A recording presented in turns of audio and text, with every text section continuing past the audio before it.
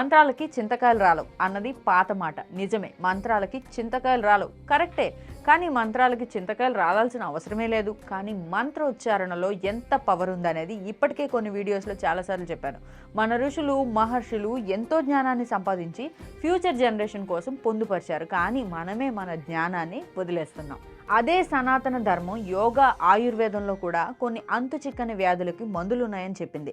కానీ మనమే కళ్ళు మూసుకొని అక్కడేం లేదు అన్నట్టుగా చేస్తున్నాం. కానీ ఇప్పటికీ ఎంతో గొప్ప గొప్ప చదువులు చదివిన సైంటిస్టులు చెప్తున్నారు లలితా సహస్రనామం చదవడం వల్ల బ్రెయిన్లో చాలా మార్పులు జరుగుతాయని.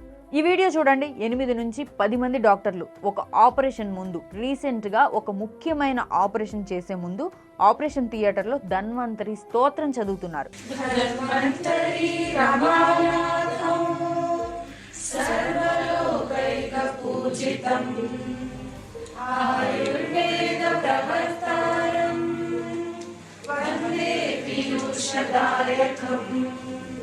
ఎందుకు చదువుతున్నారంటారు? కామెంట్లో పెట్టండి. ఇప్పుడు చెప్పండి, ఎవరన్నారు సనాతన ధర్మం దమ్ములేందని? ఎవరన్నారు సనాతన ధర్మం ఏం నేర్పింది మూఢనమ్మకాలు తప్ప అని?